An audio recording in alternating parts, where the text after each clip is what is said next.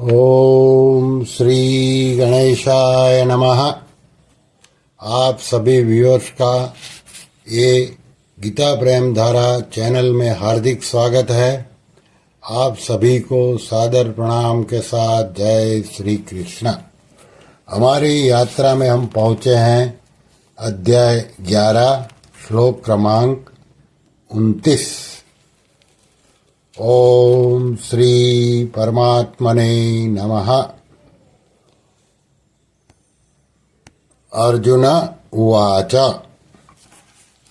यथा प्रदीप्तं ज्वलनं पतंगा विशन्ति नाशाय समुद्रवेगा तथैव नाशाय विशन्ति लोकाः तवापि वक्त्राणि समुद्र वेगाः।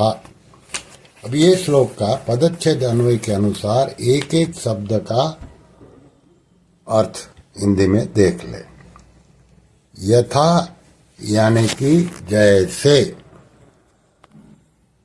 पतंगाः अर्थात पतंगे, मोहवश, नाशाय अर्थात अपना नाश करने के लिए, समुद्र वेगाः अर्थात बड़े वेग से दौड़ते हुए, प्रदीप्तम अर्थात प्रज्वलित, ज्वलनम अर्थात अग्नि में, विशन्ति अर्थात प्रविष्ट होते हैं, तथा अर्थात ऐसे, एव अर्थात ही, लोकाः अर्थात ये सब लोग, अपि अर्थात भी, मोहवश, नाशाय अर्थात अपना नाश करने के लिए, समुद्र वेगाः बड़े वेग से दौड़ते हुए, तव अर्थात आपके,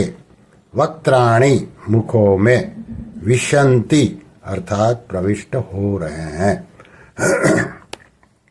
अभी संपूर्ण श्लोक का हिंदी अर्थ। अर्जुन बोले, जैसे पतंगे मोहवश अपना नाश करने के लिए बड़े वेग से दौड़ते हुए प्रज्वलित अग्नि में प्रविष्ट होते हैं, ऐसे ही ये सब लोग भी मोहवश अपना नाश करने के लिए बड़े वेग से दौड़ते हुए आपके मुखों में प्रविष्ट हो रहे हैं।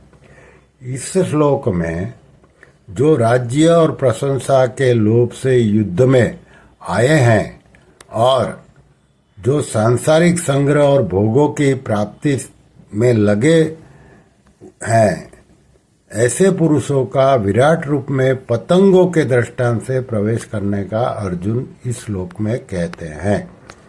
इसका विवेचन साधक संजीवनी में इस प्रकार है। यथा प्रदीप्तं ज्वलनं पतंगा विशन्ति नाशाय समुद्रवेगा।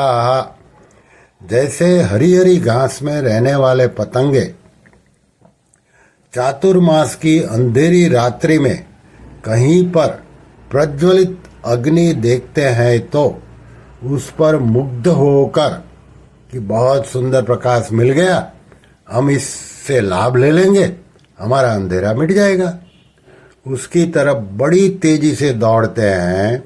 उनमें से कुछ तो प्रज्वलित अग्नि में स्वाहा हो जाते हैं, कुछ को अग्नि की थोड़ी सी लपट लग जाती है तो उनका उड़ना बंद हो जाता है और वे तड़पते रहते हैं। फिर भी उनकी लालसा उस अग्नि की तरफ ही रहती है। यदि कोई पुरुष दया करके उस अग्नि को बुझा देता है तो वे पतंगे बड़े दुखी हो जाते हैं कि उसने हमारे को बड़े लाभ से वंचित कर दिया। फिर है, तथैव नाशाय विशन्ति लोकास्त्वापि वक्त्राणि समुद्र वेगाः। भोग भोगने और संग्रह करने में ही तत्परता पूर्वक लगे रहना और मन में भोगों और संग्रह का ही चिंतन होते रहना, यह बढ़ा हुआ सांसारिक वेग है। ऐसे वेग वाले दुर्योधनादि राजा लोग पतंगों की तरफ बड़ी तेजी से काल चक्र रूप आपके मुखों में जा रहे हैं, अर्थात पतन की तरफ जा रहे हैं। 84 लाख योनियों और नरकों की तरफ जा रहे हैं। तात्पर्य यह हुआ कि प्रायः मनुष्य सांसारिक भोग, सुख, आराम, मान, आदर आदि को प्राप्त करने के लिए रात दिन दौड़ते हैं। उनको प्राप्त करने में उनका अपमान होता है, निंदा होती है, घाटा लगता है, चिंता होती है, अंतःकरण में जलन होती है, और जिस आयु के बल पर वे जी रहे हैं वह आयु भी समाप्त होती जाती है। फिर भी वे नाशवान भोग और संग्रह की प्राप्ति के लिए भीतर से लालायित रहते हैं। पिछले श्लोक में नदियों का और इस श्लोक में पतंगा का दृष्टांत दिया गया है। पतंगे तो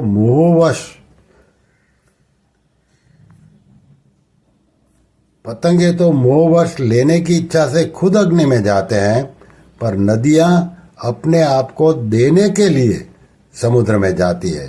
अतः जो मनुष्य लेने की इच्छा रखते हैं वे पतंगों के समान है, और जो मनुष्य देने की इच्छा रखते हैं वे नदियों के समान है। लेने का भाव जड़ता है और देने का भाव चेतनता है। लेने की भावना से अशुभ कर्म और देने की भावना से शुभ कर्म होते हैं।